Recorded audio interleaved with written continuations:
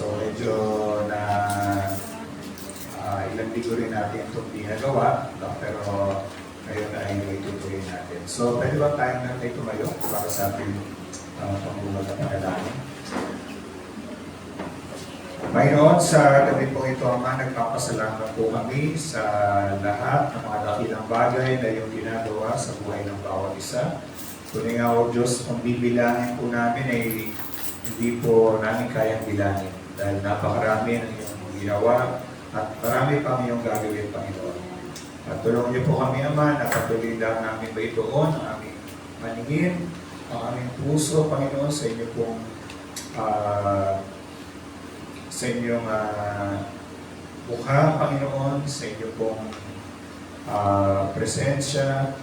At sa gabi ito, Ama, dalayan ko po na muli niyo po kaming gabayan ng iyong banal na Espiritu sa aming pag-aaral ng salita, sa aming pakikinig. Pangusap po kayo ng personal sa bawat sa po sa amin. Hindi po ito pagsilbing kaalaman lang, kundi magpahayag po kayo ng iyo pong nais na mangyari, Panginoon, sa buhay po namin. And Lord God, we pray na patuloy po, Diyos, na kayo ang kumilo sa gawain ito, Panginoon. At maging, Lord, yung mga nakapakinig ng mensahe ito ay abutin niyo rin at ito po, Diyos, na tugunin ang kanilang pakailangan. O Diyos, kayo po ang mamuna, kayo po ang may taas, Panginoon, sa gabi ito. Salamat po, Panginoon, at kayo rin po mag-ingat sa mga salita nyo na aming mapag-aaralan. Hindi po ito makagaw ng kaaway sa pangalan ng aming Panginoon Jesus. Salamat po, Panginoon, at kailangan po ang makita, kailangan po mapakinggan ng aking mga kapatid. Sa pangalan po namin, Panginoon Jesus, lahat ay magsabi ng Amen. Amen. Ito, mayroon po kayo po. Pasa lang itong mga lesson. Okay. Actually, itong ating topic ngayong gabi ay medyo special na topic. Pero, niniwala ko na napakalaga nito. No? Napakalaga nito dahil kung nais natin na lalo pang lumaganap, no, kaharian ng ating Panginoon, kailangan bigyan natin ng pansin ang dalawang mahalagang grupo, no, na ito ay tutukoy sa ating pag-aaral. At tinutukoy ko mga grupo, although ang topic natin ay anong nasabi dyan? Lesson 8 na tayo, no? Teaching children and students to pray. Okay. Pero I believe yung students, pwede pa nating pwede pa nating palawakin yan youth, no? Teaching children and youth to pray. Okay? So, meron ulit tayo mga babasahin mga talata.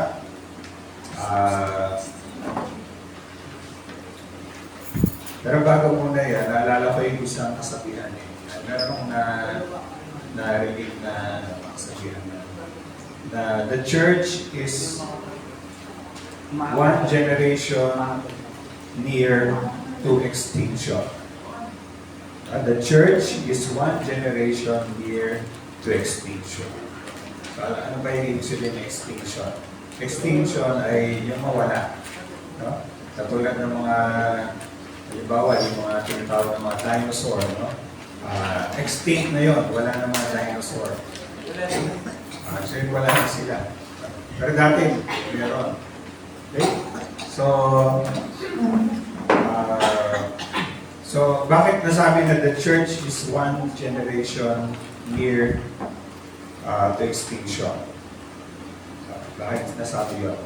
Dahil kung hindi po natin i-disciple yung present generation ng mga bata at kabataan at sila ay ating hayaan lang, no? na sila ay agawin ng kaaway, agawin ng mundo, no? Madaling sabihin natin mawala, no? paglaho ang church ng ating Panginoon. Nakuha niyo mga kapatid. Halimbawa, tayo ngayon, nakakilala tayo sa Panginoon. Pero yung susunod na henerasyon, kung hindi natin yan tutulungan, makilala sa Panginoon, at lumago sa Panginoon, pwedeng hindi lang mag-dwindle, no? O kaya sabihin mabawasan yung mga mananampalataya, pero pwedeng mawala na. Okay? So, I believe napakalaga ng topic na ito. So, meron tayong mga verses na babasahin, Mark chapter 10, verses 14 to 15. Okay? So, sabay-sabay natin basahin. Let the little children come to me, and do not hinder them, for the kingdom of God belongs to such as this. I tell you the truth, anyone who will not receive the kingdom of God like a little child will never enter it. So sabi, ito ay salita ng ating Panginoon. So sabi niya, hayaan niyo ang mga maliit na bata na lumapit sa akin. At huwag niyo silang halangan. Dahil ang kaharian ng Diyos ay para sa kanila. So bakit pa ito sinabi ng Panginoon? Kasi ito yung, siguro alam niyo naman, no, na may isang pagkakataon na may mga magulang na gusto magdala ng mga anak nila sa Panginoon, pero babasa natin dito sa Mark chapter 10, pero may pumigil sa kanila. Sino yung pumigil? Yung mga alagad mismo ng Panginoon, pipigilan yung mga magulang na dalhin yung lumapit yung mga magulang sa Panginoon, kasama yung mga anak nila. At kaya sinabi ito ng ating Panginoon. Talagang hindi na sila pinagsabihan. I believe nag-aaral pa si Lord sa kanila. No? Bakit? Dahil ang kaharian ng Diyos, sabi ng Panginoon, sabi niya, the kingdom of God belongs to such as this. At meron pang binigay ang Panginoon na sabihin natin magandang katangian ng mga bata. No? Sabi ng Panginoon na sinasabi ko sa inyong katotohanan, at sino mang hindi tatanggap ng paghahari ng Diyos tulad ng isang maliit na bata ay hindi makakapasok. Okay? So, ibig sabihin ng mga bata, madali silang tumanggap, no? Tumanggap sa salita ng Panginoon, madali silang, lalo na sa Panginoon, madali silang tumanggap sa Panginoon, madali silang pagharian ng Panginoon. Okay? So, yun ang magandang tatangian ng mga bata. No? Diba, mag-share ka ng gospel sa mga bata. Walang ba, wala ako, meron na kayo na-encounter na batang tumanggi. No?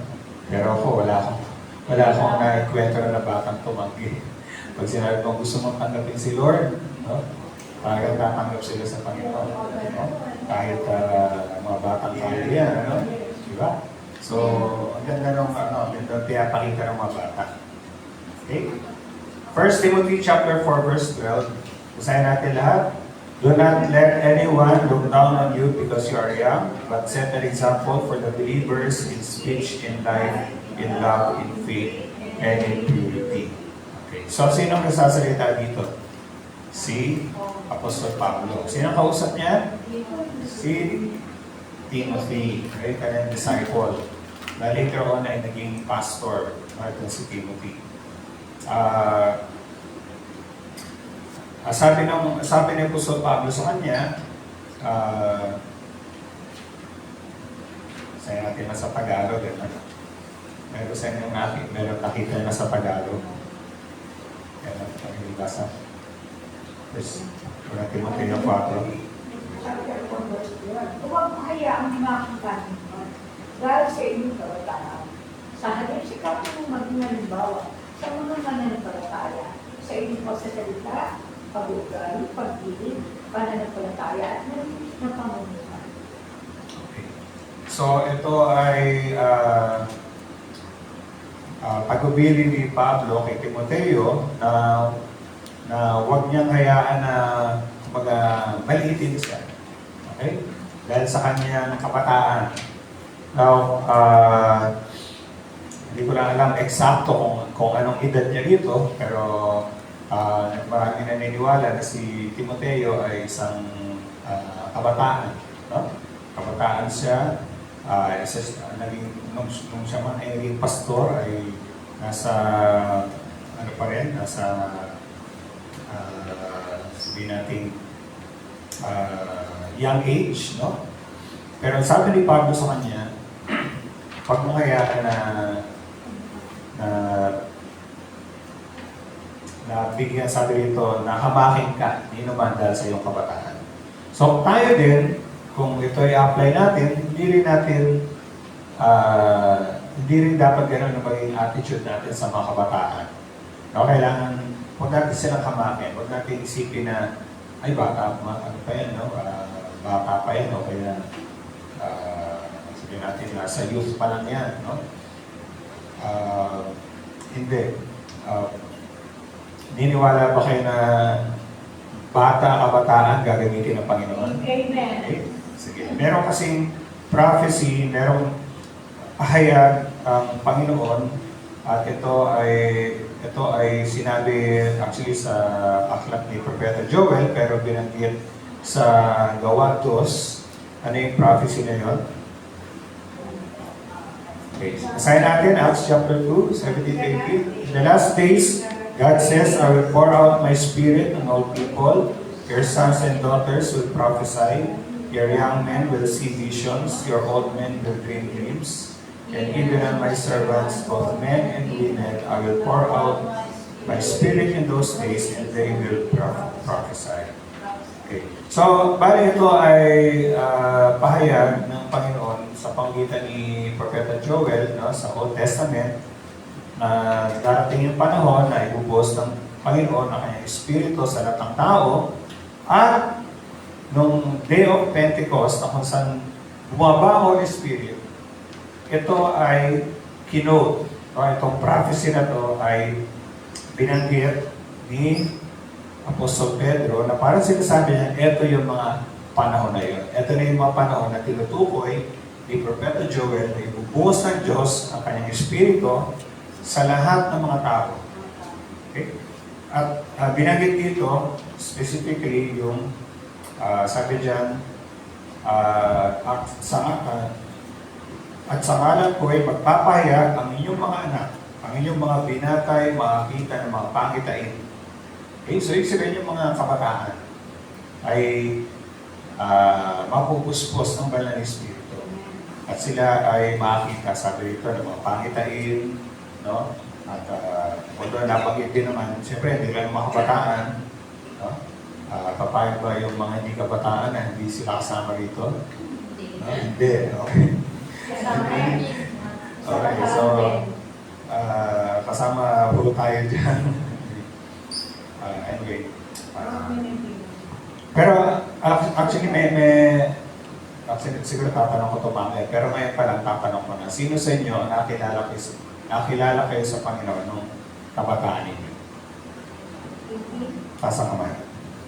18? Oh. Sa atin, actually sa Pilipinas, pag sinabing 18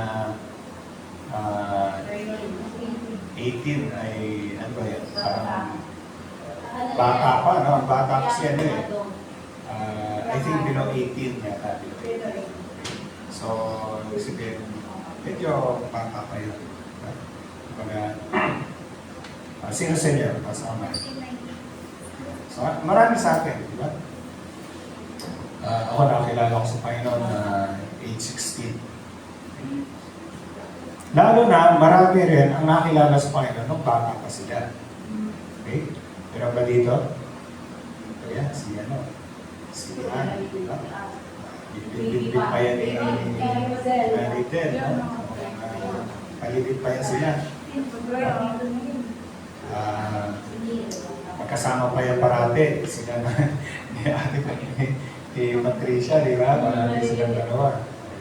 Anyway, so marami talaga ang, anyway, mababanggit natin yan. Okay? So, at sa Acts chapter 2, verses 38 to 39, ang sabi na, basahin natin, Peter replied, repent and be baptized, every one of you, in the name of Jesus Christ for the forgiveness of your sins, and you will receive the gift of the Holy Spirit. The promise is for you and your children and for all who are far off, for all whom the Lord our God will call. So, may sinabi rito na sinabi rin po sa Pedro na magsisi kayo, no, at papagbautismo, no, sa pangalan ng Panginoon Jesus para sa ikapagpapatawad ng mga kasalanan. Okay?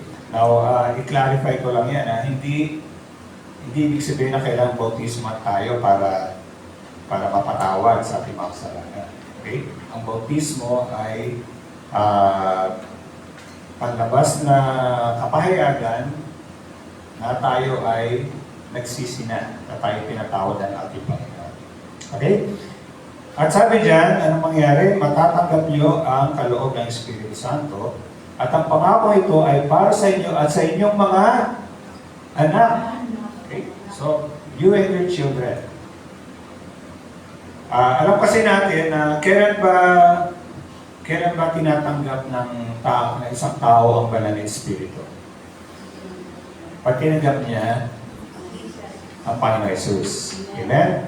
Okay? So, pag tinanggap natin ang Panginoon Jesus, automatically, kasama na lang ang banal na Espiritu. So, ibig sabihin, yung mga bata, pag tumanggap sila sa Panginoon, matatanggap din nila ang banal na Espiritu. Okay? Amen, mga kapatid? Amen. So, sabi niya ni Bill Gothard, if your children do not see God directly answer specific prayers, we will lose them to Satan. Kapag ang ating mga anak ay hindi nakita ng Diyos, ay sumagot ng direkta sa panalangin, sila ay ano mangyari? Sila ay hindi natin sila padadala sa Panginoon. Okay? Sila ay mapapa sa kamay ng ating kaaway. Okay? Pag di na nakikita ng Diyos, ay sumasagot sa panalangin. Okay? So, sabi nga dito, praying churches mobilize children, youth, and young adults to pray. Ang mga mapanalangin iglesia ay hinihikayat nila yung mga bata, yung mga kabataan, at even yung mga young adults na manalangin. Nakikita ko naman sa ating church, ginagawa natin ito. Halimbawa sa ating Sunday school, meron tayong mga teachers dito. Binibigyan nyo ng opportunity ang mga bata na manalangin, di ba?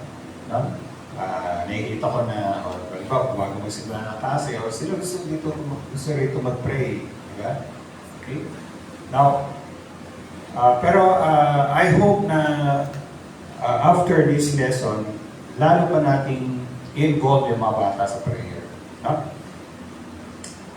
Sabi rito, children and youth can enter the kingdom as forcefully as any adult. So ang mga bata at kabataan ay pwede pumasok sa kaharian ng Diyos, katulad ng isang ano bang adult sa English? Sa Tagalog? Hindi man matanggal, no? Yung mga sedan. Sa Tagalog yung adult. Yung medyo nakakatanda. Okay? Ayan.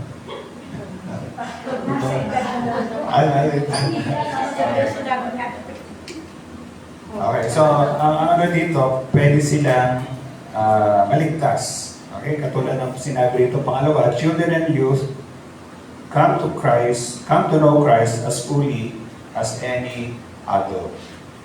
Okay? So, pwede silang lumapit sa Panginoon, katulad din ng mas nakatatanda sa kanila. Nalala ko tuloy yun sa GK, di ba? Yung facilitator doon, di ba? Si Bishop, ang pangalan ng Bishop? Bal, no? Di ba? So, sabi niya, talagang para sa kanya napakahalaga ng children's ministry. Kasi siya, nakilala siya sa Panginoon nung bata pa siya. Okay? So, totoo yun. Sabi ko marami ang nakakilala sa Panginoon nung sila bata pa. Na maaaring nung bata pa sila ay hindi nila lubos pang naintindihan, no, yung mga tinuro sa kanila, pero hindi yung naitanim na salita ng Diyos sa puso nila, hindi mawawala yun eh. Hindi mawawala yun. No? Kaalala ko si Mama Selena. Kilala niyo siguro si Mama Selena, di ba? Pinakwento ni Mama Selena nung siya bata pa, siya ay naka-attend ng DBBS. No? Si Mama Selena. Naka-attend siya ng DBBS. Kasi meron siyang ganyan pa siyang auntie, no? Kaya kamag-anak na Christian. So, bata pa siya, nakarinig na siya ng salita ng Diyos. Amen? Kaya habang tumatagal ay lalong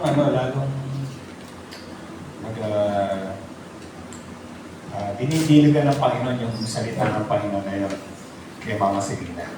Kaya yung time na nakarinig ulit siya ng salita ng Diyos, kapag yun, parang ready na siya. Okay? So, sabi rin dito, our children and youth can be filled with the Holy Spirit as thoroughly as any adult.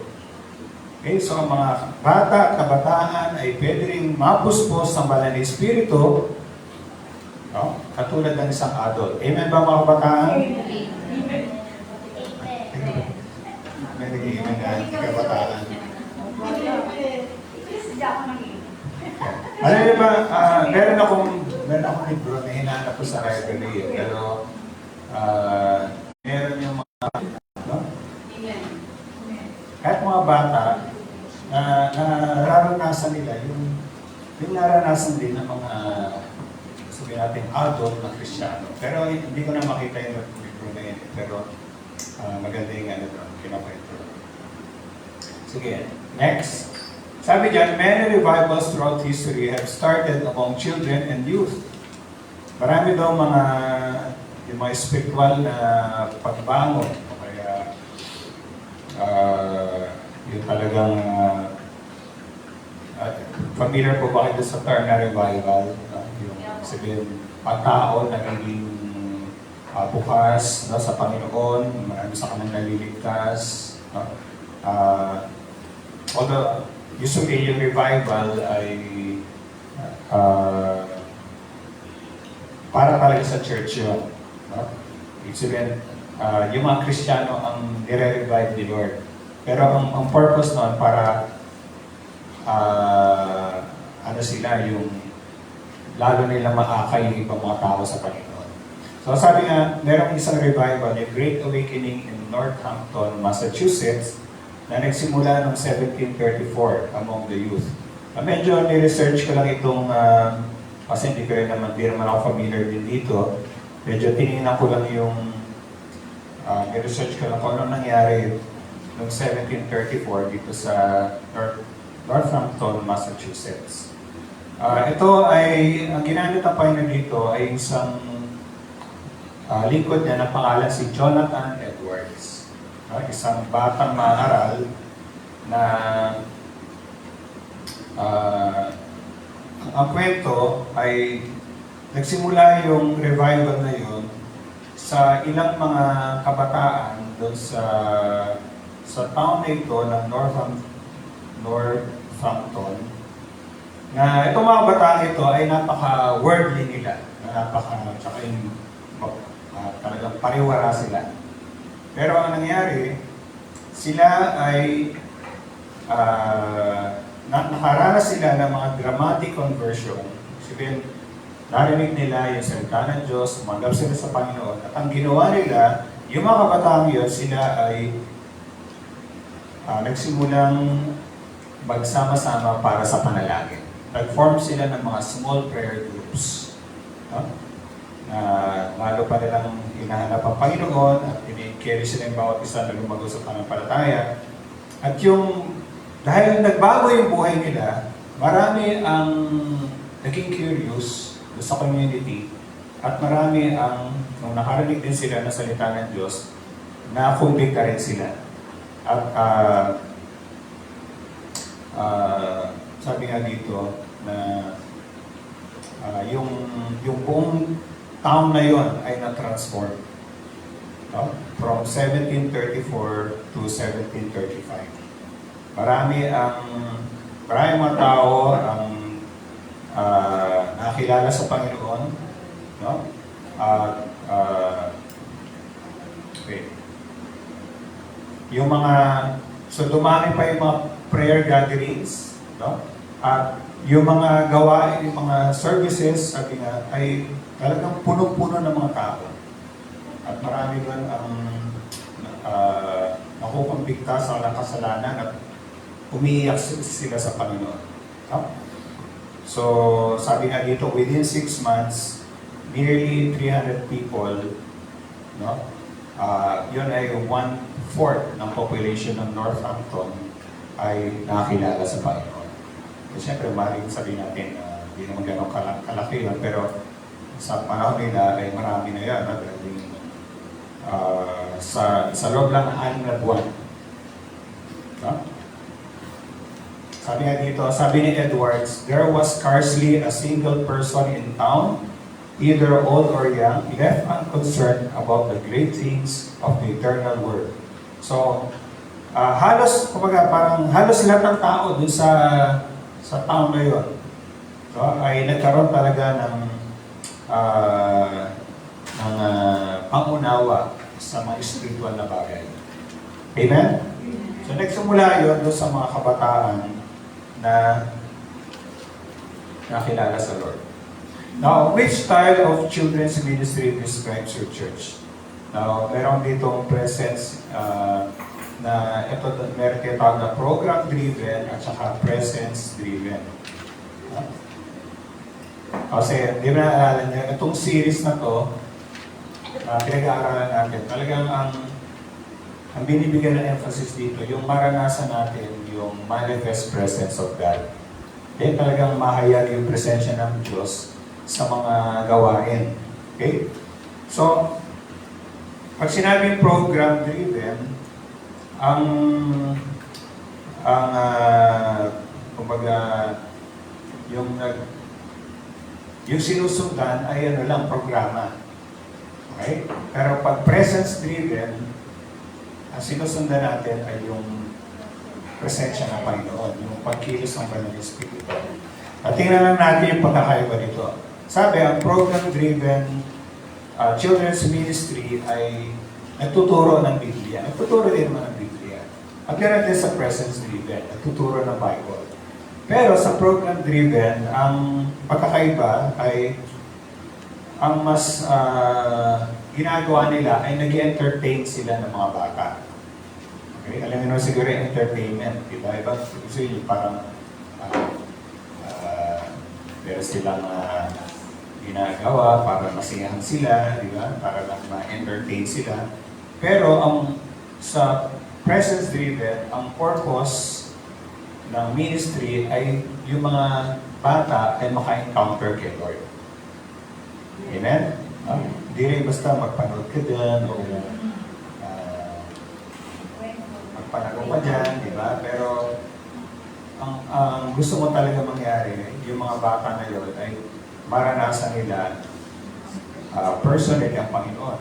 Now, ang program-driven, high energy, yung sabihin talagang maraming mga kanta na masisigla, di ba? Pero ang presence-driven, high encounter.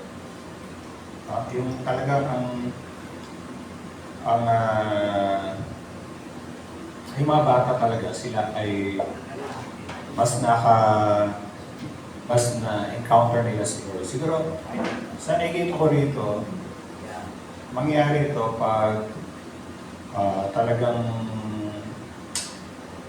meron din worship. No? Meron din worship sa halimbawa, sa klase. Okay? Okay. Program-driven meet with each other. So, nagtitipon yung mga bata, nagkakilala sila, pero sa present-driven, okay, nagkikita sila, pero bukod doon, they also meet God. Okay? Na-encounter nila si Lord.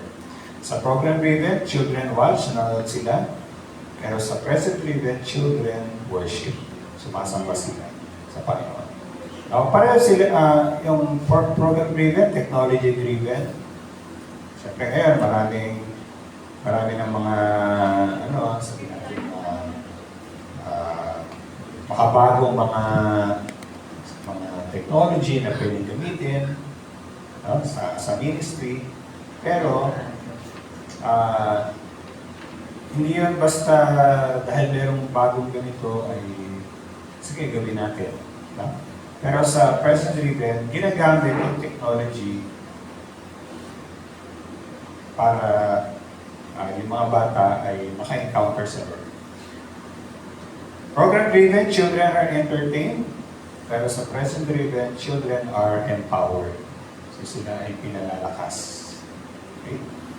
Spiritually, not spiritually. Now, program-driven, parang babysitting na. Sige, dali niyo sa Sunday school para hindi maingay, dito sa main service, para may mag-alaga sa inyong anak. Hindi yun. Hindi yung purpose ng children's ministry. Pero dapat ito ay spiritually activating. Okay? And children learn to follow rules sa program-driven. Tututo silang sumunod sa mga tuntunin. Pero sa present-driven, children have a relationship with God. Okay? So, siguro, yun lang, pinaniwanag ko lang yan. Pero, nasa atin yan para evaluate ang ating mga sarili, ang ating ministry, kung ano ba, mas program-driven ba tayo o mas presence-driven tayo. The Holy Spirit turns the hearts of children to their parents and parents to their children. Ewan ko na-encounter niyo na itong verse na to sa Malaki chapter 4, okay, sa verses 5 to 6.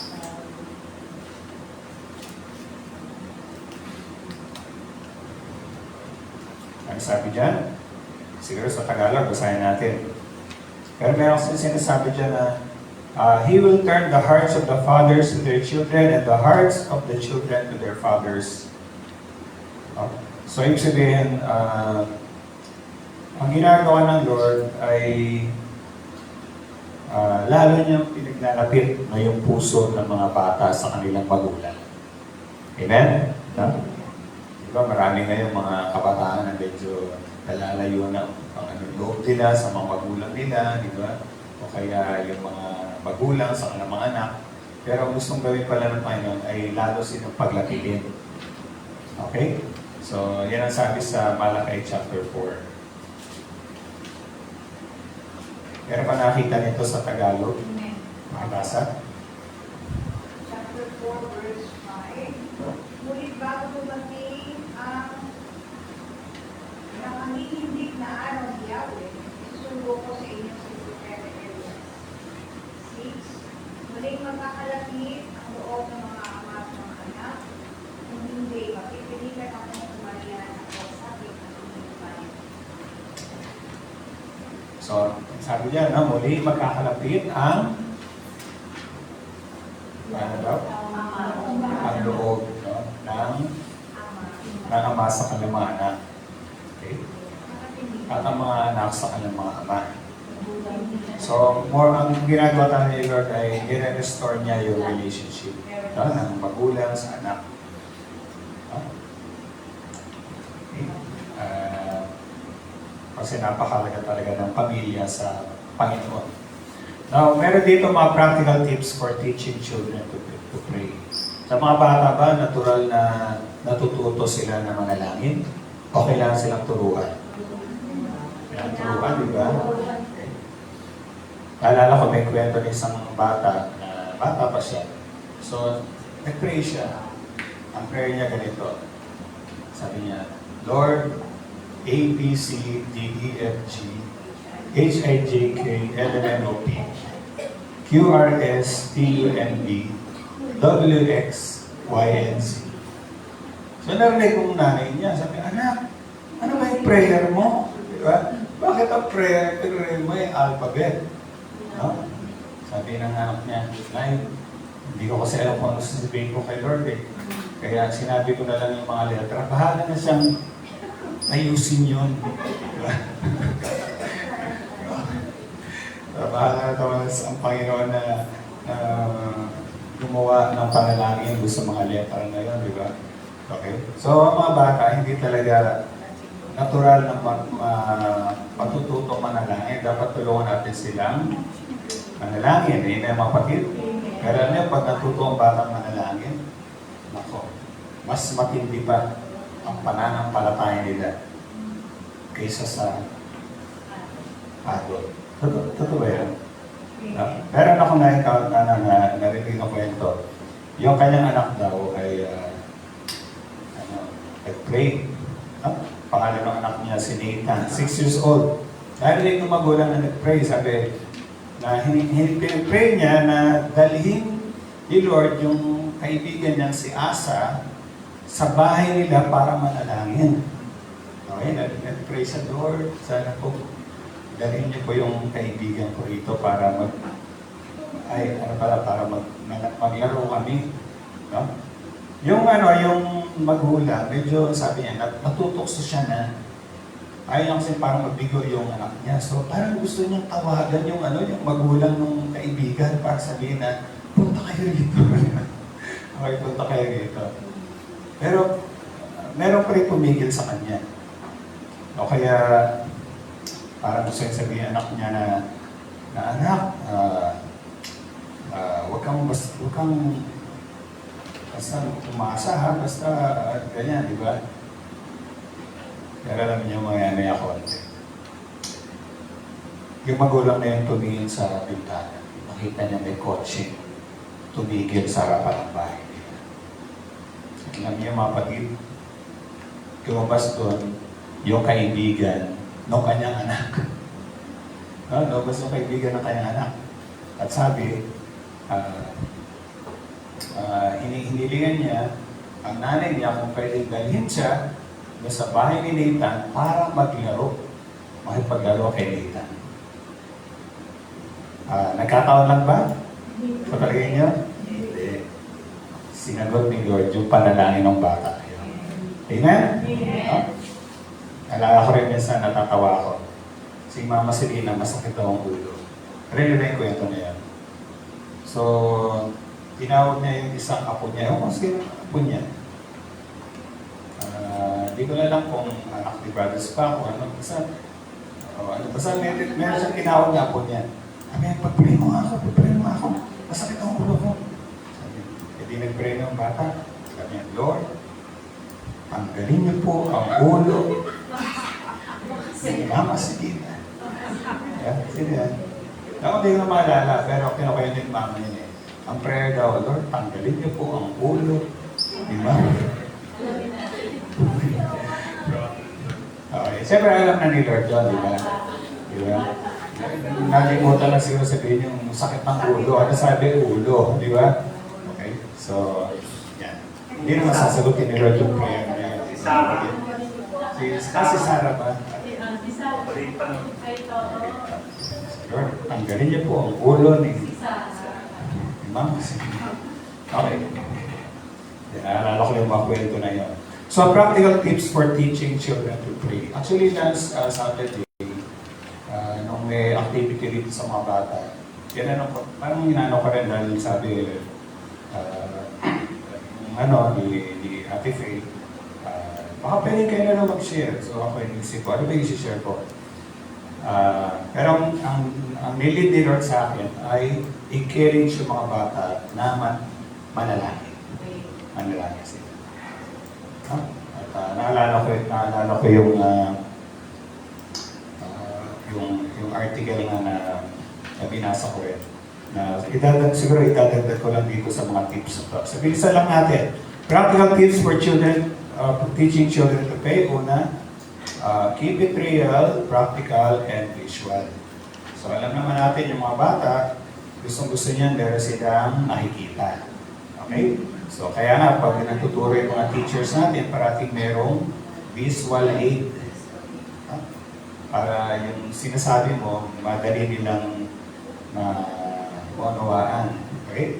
So, gawin daw itong panatiling makatotohanan, practical, at nakikita nila. So, siguro, kung gusto magturo ng about prayer, pwede kang magpakita dyan ng picture na isang kwento sa Bible na meron nag-pray. No? Mga teachers, ano bang halimbawa ng kwento sa Bible na meron bang kwento na may batang nag-pray? Kaya mo yun. David and Goliath.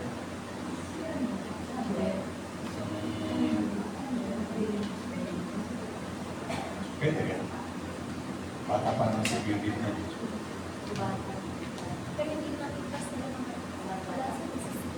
Ay, naisip ko lang kung ano yung kwento na pwedeng ituro sa mga bata. Okay, anyway. Pero maraming mga example, I believe maraming mga example sa Bible ng nananalangin na pwede natin ituro sa mga bata. Kahit siguro hindi bata. Halimbawa yung mga prayer ni Hannah, diba? Bigay siya ng anak, diba? Binigay sa kanya si Samuel. Okay? Marami pang gano'n. Okay? Use hand motions, movements, and songs to bring God's Word to life. And involve as many motor skills as possible so the biblical principles you're teaching will go deep into their hearts. So, sinasabi lang naman dyan, pag magtuturo ka, ay, alam mo yung mga bata, kailangan talagang, yung masigla ka rin, di ba? Hindi yung puro salita lang, pero kung may pakita mo sa action mo, sa katawan mo, gawin mo. O kaya mga kanta, no? Mga kanta na maraming ganyan, yung mga marami tayong makikita mga kanta sa YouTube, no? Na pwede ituro sa kanila. Okay. So, and if you need creative ideas, just ask God. Restless kids listen better when their hands are busy and give them a quiet activity to do. Coloring, Lego, and puzzles. While you read and play. Okay. So, basta ang mga bata gusto talaga niyan yung meron silang ginagawa, no? Meron silang makikita, yan, sinasabi yan. Ito mahalaga to, be willing to model forgiveness at home on a daily basis. When you sin against your child, be quick to apologize and pray restoration for your relationship. Ask forgiveness, saying, will you forgive me for blah. Okay? So, syempre ito ay lalo na to sa mga magulang. Sinasabi dito meron pang mga anak na maliliit. Alam ko, ako na maliliit. Pero siyempre mas dito talaga yung mga magulang eh, no? Alam niyo ba na malaki kayo sa hindi, no? Napakahalaga na sa mga magulang na sila ay humingi ng apology sa mga anak nila kung sila ay nagkakamali. Okay? Yung kinuwento ko sa inyo na magulang na yung anak niya ay nag-pray at na yung kaibigan niya ay dumalo sa kanila, meron din siyang ganong kinuwento na inaamin niya talaga sa anak niya na siya ay pag siya'y nagagalit o kaya nagiging nawawala ng pasensya. So,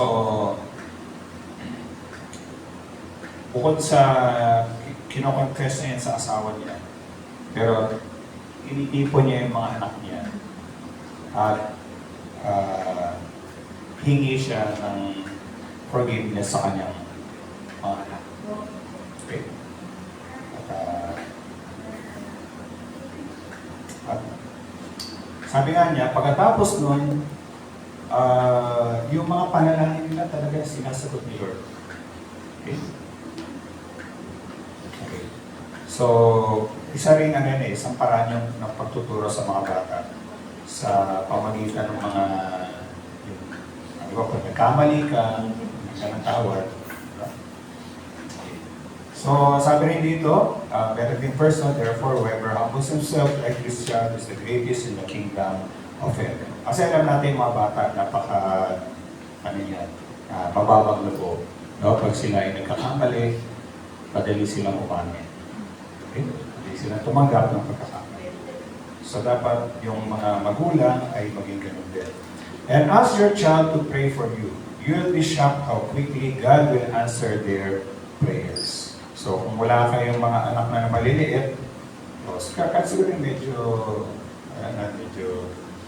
kahit hindi na sila maliliit, pwede pa rin naman, di ba? O kaya kung merong katulad sabi natin, Pearly, mga apo, no? So, pareho ba kay Pearly, nire-request rin mga apo niyo may pag-pray kayo, di ba? No? So, kamusta naman? Nakakatulog naman po. Nagpapag-pray kayo na. Nag-i-amen dito. So, nagpapag-pray niya, nagpapag-pray kayo na makatulog kayo. So, ano? Kaya nakakapahinga po. Kasi nga iba yung faith ng mga bata eh. Huh? Give children time to listen, they can hear God's voice. So, bigyan din sila ng pagkakataon na mapakinggan nila yung tinig ng Panginoon, katulad sa Old Testament, yung Samuel.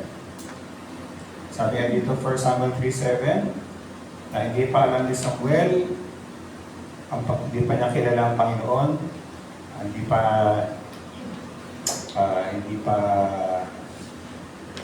nahayag yung salita ng Panginoon sa kanya. Pero nung tinawag siya ng Panginoon, pinaliwanag ni Eli na yun ay tinig ng Panginoon na tumatawag sa kanya. Okay? So, turuan din natin silang makinig. Practice a calm, follow me lifestyle. Take kids with you on fun adventures like delivering cookies and a Bible verse to a neighbor. Visit someone in the hospital. So maganda rin po ito na yung sinasama niyo yung mga anak niyo. Halimbawa, yung paglalawag may sakit o kaya may face mask lang. ayun, naalala ko yung kapatid ko. Yung bunso namin, meron siyang dalawang anak.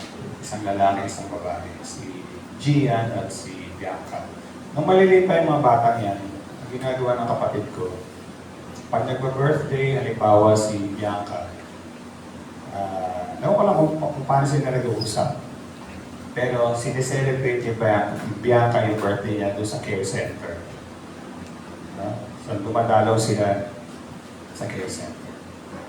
Ibig sabihin, bata pa lang, pinamumulat na ng kapatid ko sa mga anak niya yung magkaroon sila ng awa, no? Sa mga kapuspahan. Okay? Alam mo, kahit malaki na sila, hindi nawawala yun. Kasi Gian ay I think mga 2 years ago, dumalaw uli siya siya at yung tatay niya sa care center. At nagbigay siya ng mga damit niya. No? Mga gamit na mapapakinabangan ng mga bata. Ibig sabihin, namulat kasi siya sa grab. It's a magandang gawin din yun. Okay? Okay. So, gusto ko lang i-share ito, no? Hindi ko na ipapaliwanag to, pero magandang article din ko na basa ko kung paano tutulungan ang isang batang manalangin. How to help a child pray. Una, model a life of prayer. Madaling turuan ng isang batang manalangin kung makikita niya yung isang magulang or adult na nananalangin. Amen? Amen. No? Pwede mong gawin habang nananalangin ka, nandyan yung bata. Madali nilang matutunang manalangin sa ganung paraan. Sabi nga, the best way to teach your children to pray is demonstrate a praying life yourself. Okay? Pangalawa, teach the way of prayer. Ituro mo sa kanila kung paano ka manalangin. No?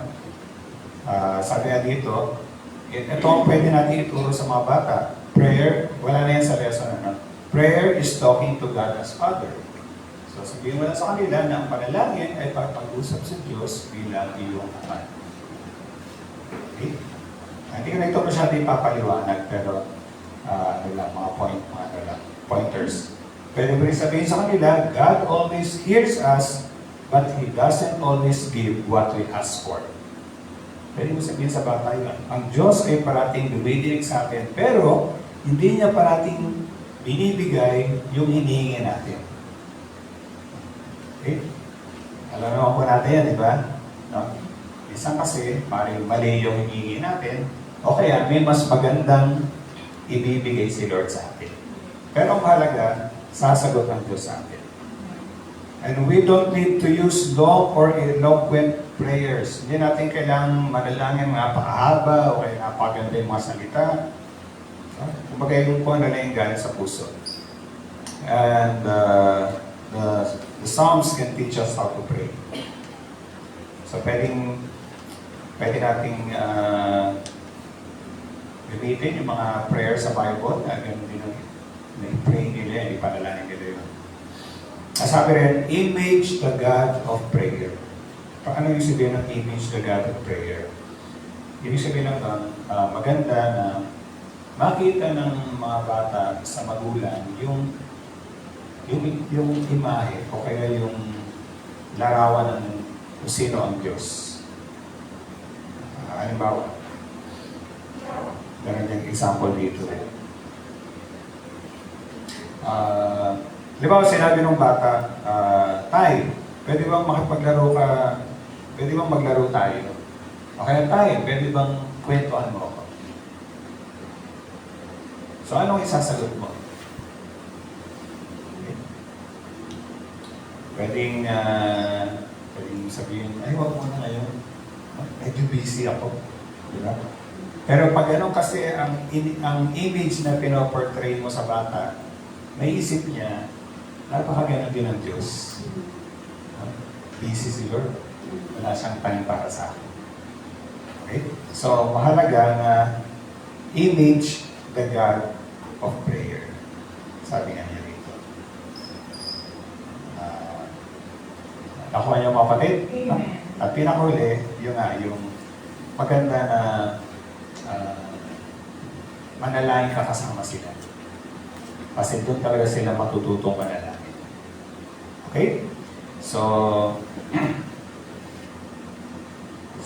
meron dito ang group discussion. How would you describe the children and youth ministry at your church? Program-driven or presence-driven? Number 2, what things are missing in your church if kids aren't activated to pray?